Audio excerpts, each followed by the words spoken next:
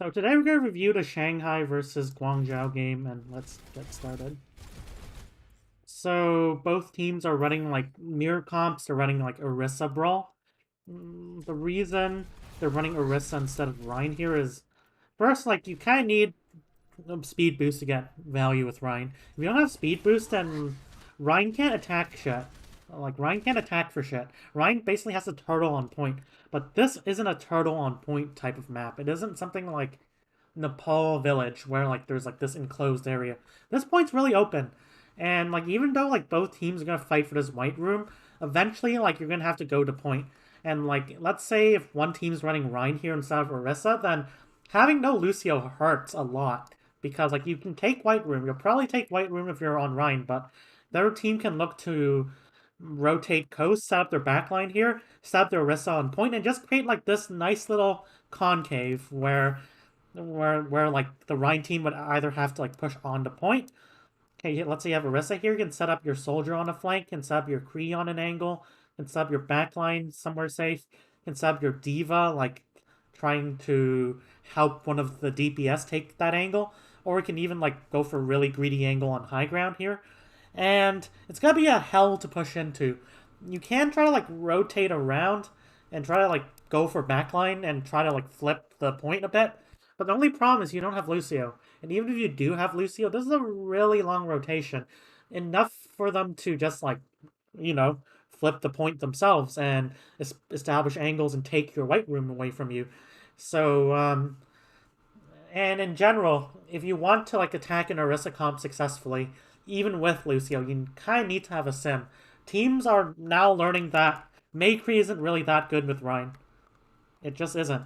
You're running heroes that need to like poke to get value. May, like, even though like her wall is good for brawl and her left click is also decent for brawl, she really needs to be poking with her right click, her icicles, to be effective.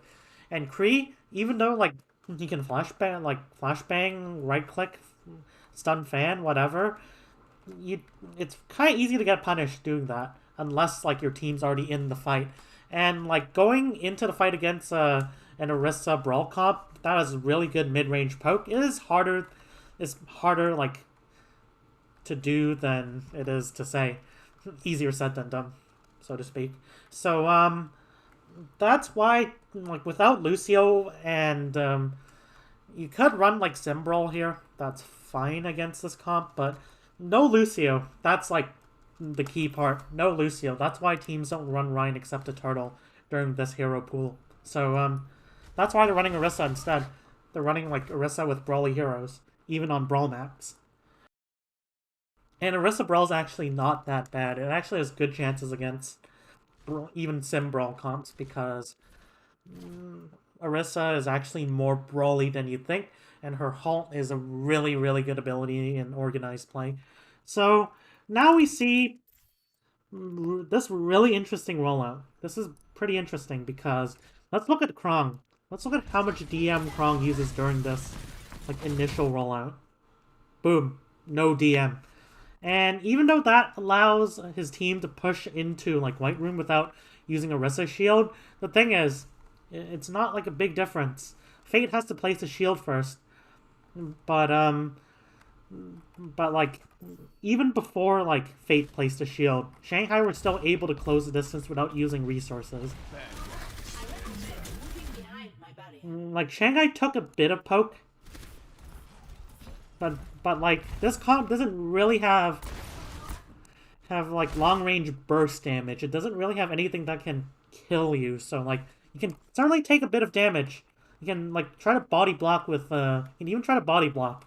And like it won't matter. You just place your Orisa shield. They can't really go through it that easily. And then like you just use break packs, which is a cheaper cooldown than, well, it depends, but like wasting your DM is worse than wasting a one break pack in the early fight. You're gonna get that break pack anyways. Both teams just gonna look to use. Both teams just gonna look to like stagger their defensive abilities so that, and like if you use like multiple defensive abilities at once unnecessarily, then that's gonna decide this fight because if you waste those abilities, you have no ultimates to kind of like make up for your mistake. This is a neutral fight, and neutral fights in mirror comps are entirely positioning and ability dependent. So this like wastage of DM is actually going to be big, and like the only way that this usage could be vindicated is if Rio gets to place his shield like 2 seconds later. So like Rio's gonna have a shield advantage in like 10 seconds. But is this fight gonna like last in any significant way for more than 10 seconds? Like this fight's probably already gonna be decided by the time that Rio gets his second shield. So like I think this DM usage is just a throw. Shanghai already have a big advantage. And sure, Fate's shield breaks first, but it's not a big difference. Okay, let me go back to here. So now we see Void taking an angle outside, and Krong's taking an angle inside. So, well, the thing is, this angle's a bit better for DPS to take. This angle, you can poke out this staircase wall like on this angle. If you take this angle, there's still this cover for them to use. So, Krong's taking a more offensive angle in terms of like allowing his DPS to contribute here, but his DPS actually have to like use this angle in order for this off angle to get like a lot of value. Otherwise, I kind of like Void's angle better. And why is this the case? Because Void has more uptime on this angle. Right here, it's easy. It's easier for Shanghai to poke because there's like less cover here. But right here, Void could stand here, and Charge would have to do a wide peek just to clear Void. And meanwhile, Void's here. It prevents Rio from pushing up too far. Because if Rio pushes up to here, then like Void will just do a lot of damage to Rio and force out Kriv to use left shift, for example. Force like Mondu to use armor packs. And like since there's like an angle here, Fate can just push Rio back into like this little like corridor, which will give like dragons like this angle anyway. So I like where Void is taking more than where Krong. Krong's like more short term. If like Eileen or Choi Siwon can take this angle and force out resources, then this might be worth it. But they're not doing it right now. So that's a mistake. And like if they don't do anything with the space, then guess what? Void's just gonna win. Like Void's just gonna have the better angle, and a better angle will decide this fight. More than like, you know, the wastage of DM. So now, both teams are still like... Okay, this is interesting. Let me go a couple seconds. 41, 40. So, Shanghai is actually like kiting back in anticipation of the halt. And like, you might think, hey, this gives Charge a bit of space to use, and then they can push here. They could take this angle, and then they could just poke out Shanghai. Or if Shanghai decide to rotate, then there's a lot of poke you're going to take from here. Well, the thing is, they're giving up the space, but they're not giving up the space. And why is that the fact? Because Void's still holding this angle. Void's still here. They can't take the space for free because like this isn't a Rhine. Fate isn't playing Rhine. If Fate was playing Rhine, then this might be bad. But Fate's playing Orisa, and Orisa's still like okay at this range. So combined with like the pressure from Void from the side, Charge can take this space, but they can't take the space for long. Shanghai will push back. Shanghai will use like Void will like go more aggressive on this angle to take the space. And like when that happens, Shanghai is just gonna push back. Boom. Boom, like you waste a halt and you don't get any value from this halt, and like Fate will have an halt of his own while like you're stuck here. You can't just change your decision. And so like Shanghai are playing this like pretty well. Like you can see the small things that these professional teams do, but those are what makes the professional teams professional. Like they're not just like scuffing this, even though they do it a lot. So Fate places a shield, and now let's look at this really weird rotation. This just threw Charge the fight. So like Instead of going forward, they decide to tuck themselves into here. And this is bad. Because, like, first, this is a really easy hold target. You're going to have an angle here, you're going to have an angle here. But more importantly, even if they survive this, Shanghai are just going to have, like, 3 angles. Guangzhou are only going to have, like, 2. Because, like, you can set up someone here, you can set up someone here even. Maybe Diva will, like, just go from here, can, like, poke from here. And Li Jinggan Izayaki will have wide sightlines to support these angles. Meanwhile, Karib and Mondu won't have like a lot of sightlines. Look at their sightline here. If they, it's gonna be hard if for example Choice of One decide to take this angle, like, or Eileen. More it will affect Eileen because like he doesn't have self heal, but they're just like tucking themselves in a corner. And even if like both teams are just poking, eventually someone's gonna have to touch point, and the teams that is like point side gets the advantage. And if like Charge decide to like contest point, then they have to go through like this little concave, which is really bad. So let's start this really clutch halt. They place a shield. The shield's a bit later, so like, but like Shanghai already got a lot of value from this shield. It allowed them to close this distance, and you see, they're being surrounded. Like they're being like surrounded, like right here. If there was an angle, like if this was a bit more open, let's say this wasn't a wall, then like this would be like better because Charge would be able to like kite a bit, like kite this angle before like they can just hard push this. But right here, they're being surrounded in a corner and there is no escape, no kiting options. Shanghai was able to kite the halt, but Charge won't be able to kite this. And this entrance doesn't matter if you're being stuck here. Like the risk is that like if Fate did a good job here. If Fate didn't like push this, then maybe Charge gets to like put their backline in here, and then they can kind of spread apart and make it a bit better for them. But they're not even allowing them control of this like little half. So Fleta gets this free angle. Once the shield is broken, Fleta can just like go here, boom, a lot of damage, a lot of splash damage. And you see, they're just closing in. They use Inmore, but it isn't going to matter. And they're trying to hurriedly tuck themselves inside this room, which is bad because, for one, it will give you the point. It will give, like, dragons the point. But on the other hand, they're stuck in here, and like, it's really hard to push out of here if you don't have something like Zen to help you clear those angles. Like, you would have to have... You'd have to have, like, maybe you place a shield here, maybe Diva, like, marks the other angle, but like, pushing out through a choke against, like, an enemy concave is really hard. Like, look at how doomed Charge are right here.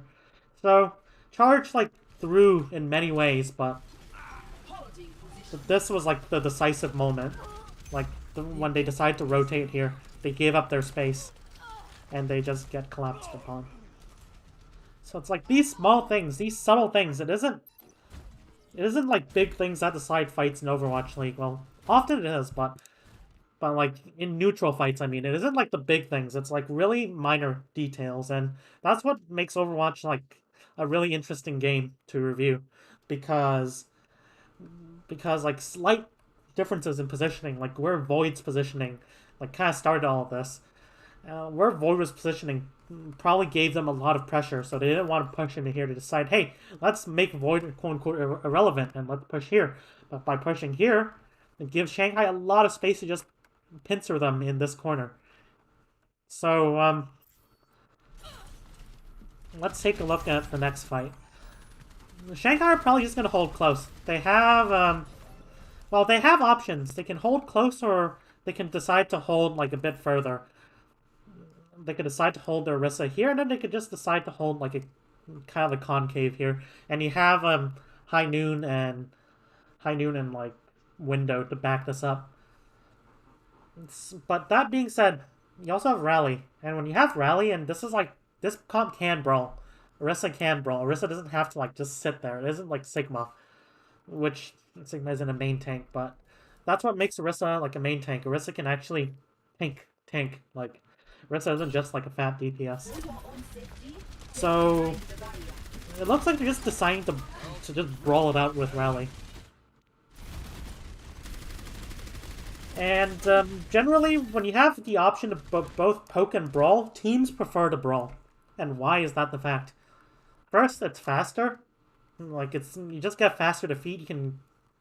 You can like then use your like ultimates or next fight instead of having while dragons are on like the defensive, so maybe like stalling it out with window and high noon would be good. It would at least like force charge into a long fight. But the problem with a long fight is it will also give charge the ability to charge their ultimates. Sorry for the pun. I didn't intend it, I promise. They could charge high noon, they could charge visor, they could charge window, and it would make things a bit more equal for charge. But more importantly, you also give the enemy a lot of rotation options when you decide to hold back. So like you allow them to rotate into white room, you allow them to push on the point, you allow them to rotate coast, clear coast, whatever. But by holding close, you limit the enemy's ability to rotate and take space. And you also kind of limit your ability to take space, to be honest. But at least, like, you can hold... if you have ultimates to kind of brawl, then you already had an advantage, so you don't need an advantage. The enemy is the one who needs an advantage. So when teams have the option of both poke and brawl, often they'll just decide to brawl it out. Because, like, that gives away the least amount of space to the enemy and like, allows you to also decide when to take the fight. Something that you usually don't get in neutral defense fights, because you have a point to worry about. So, like, just gonna push in, and they're gonna rally. And right here, they decide to pop the window. And if they're trying to, like, if Charger should really be, like, full kiting this. They shouldn't really be fighting this without a rally. They're not gonna get an advantage. They're gonna get, like, ult soon. They can just kite back to try to bait Shanghai into an engage, and then they just counter brawl. They could just brawl or even try to poke them out. Usually, what I think would happen is they would try to, like, farm rally. They would try to, like, use the rally to make space, push up to this little door, and then that would allow them to fan out and use their poke ults. They could use visor, they could use high noon, they could use the window. But right here, dragons, like, if charge don't kite this, then they're just gonna die here, or they're gonna like get a lot of resources force out, which will limit their ability to push back into Shanghai. Like, remember, rally, the thing with rally is it just allows you to int without having to use like a lot of abilities. I'm sure Void's using all of his DM. But Charger just don't kite us, and then, like, they decide to do the winnable thing, but it isn't winnable. They're stuck in a brawl, and why are they using ults in such a closed sightline? They can't do anything in here. I would get it if they're in, like, a longer sightline. They want to clutch this, but you can't clutch this when literally everyone's in this closed sightline, and you're using a comp that, when you're using an ult that requires, like, longer sightlines. So, like, Charge don't know, like, how to like, when to poke and when to, like, brawl and when to use poke and brawl ult. So, now, let's take a look. They have a very strong, like, dragons have a very strong poke option. They can decide to use window and bongo.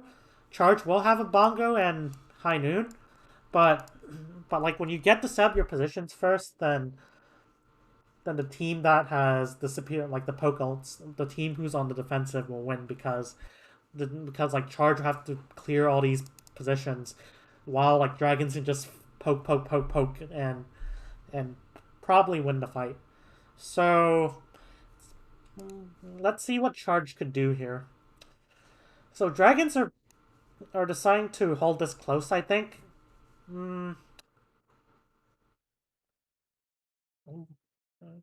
Well, Charge also have, like, Diva Bomb. Dragons can match it.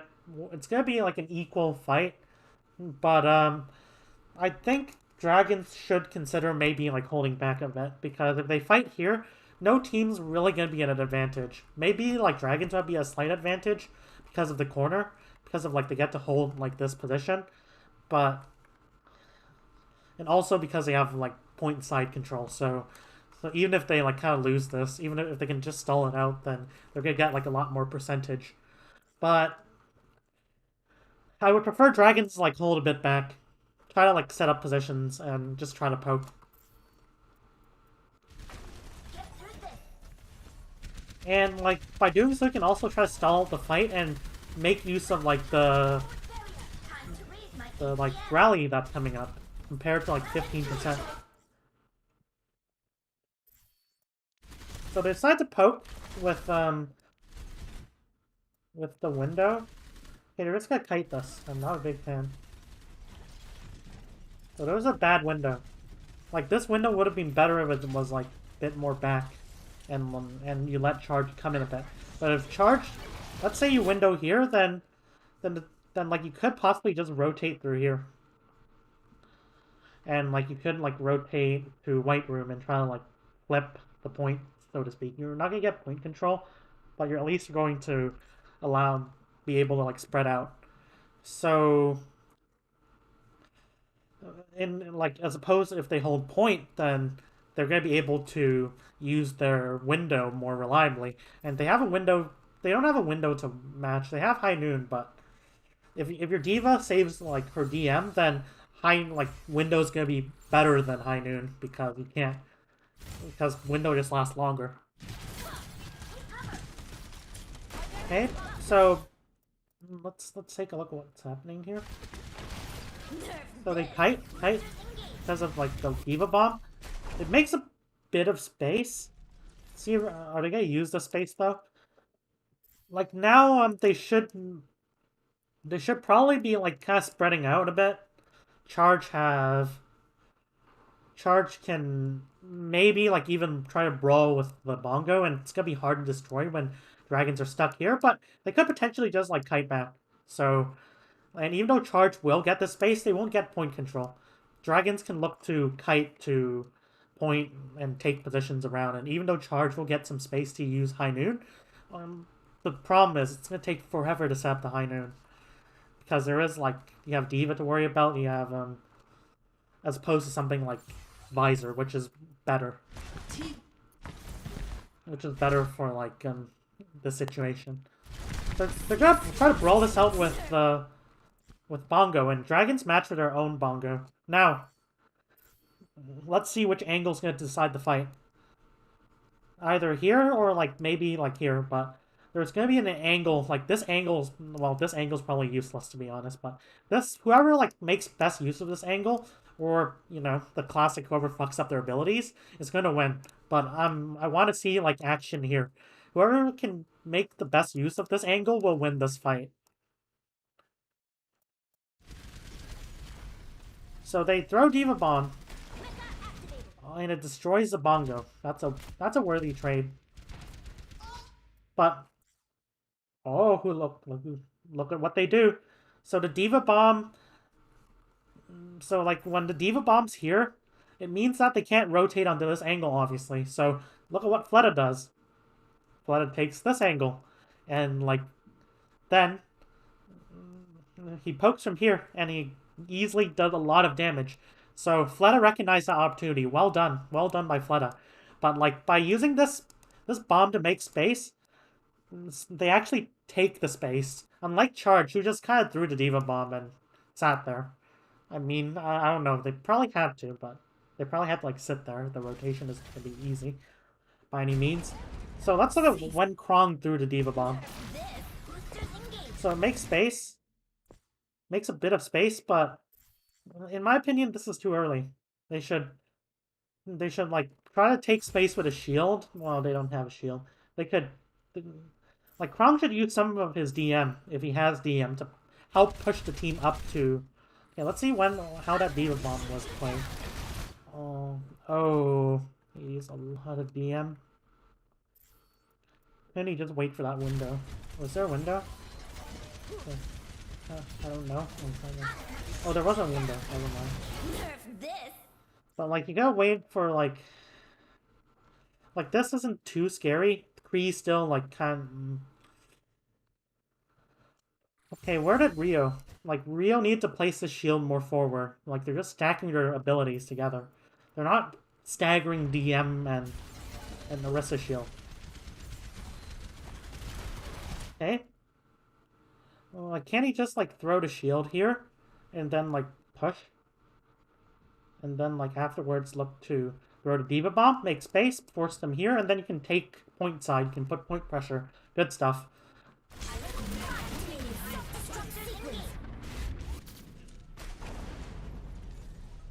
Cease your resistance. So. Cease your resistance. So like this is a good example of how like to best use the Diva Bomb. Well, like if you're not trying, if you can't really get kills, then at least use it to make space. At least use it. Like the play would be to throw Diva Bomb and then like using the space, you try to like take the angle.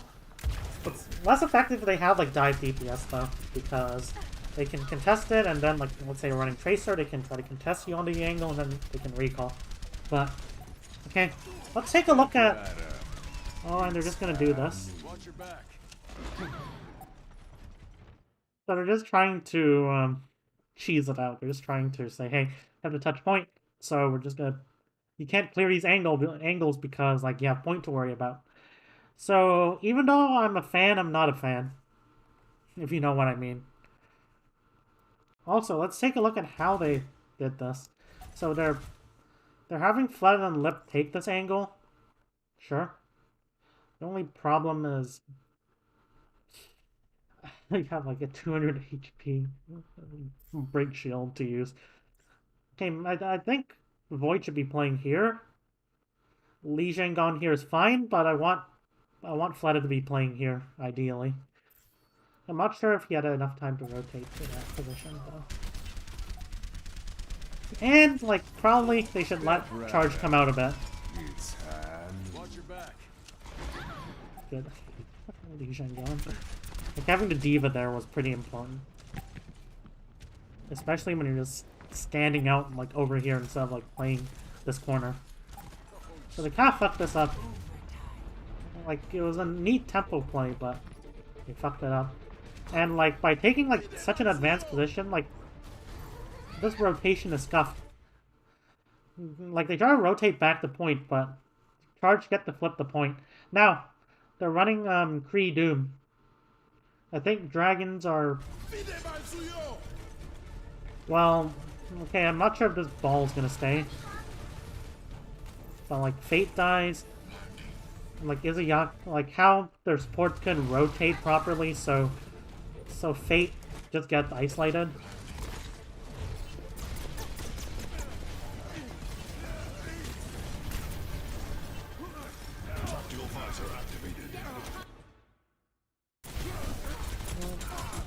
And part of the reason is, okay, so, like, yeah, not much to say.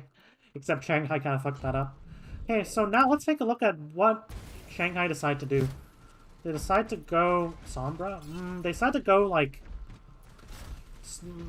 not a mirror. So they decide to go the Kree Soldier versus Kree Doom. So Charged are probably going to have to hold close. If they give too much space to Dragons, and Dragons can spread out a bit, Dragons can take angles, try to flip the point, and like, Doom will be engaging into a lot of damage. While like Dragons just commit Break Stun and also Diva like Defense Matrix to try to like peel off the Doom, Fleta would just be free farming either the backline or Doom. So if Charge want to like win this, they have to hold close on pretty much at all times, unless they for some reason have both of these ults like Window and High Noon, and Dragons don't have any of them to match. Or Dragons have, like, Rally, for example. Okay, so...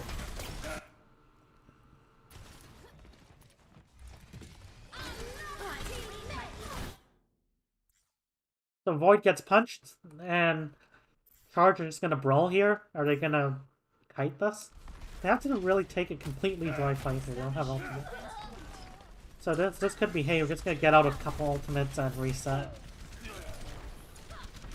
Okay, that being said, the problem with this is just that, like, since you're not running something like Winston, if you have Winston, then like you have, let's say you're running Ana Winston with this comp, which probably would still be would be questionable, but at least you get like cycle ults.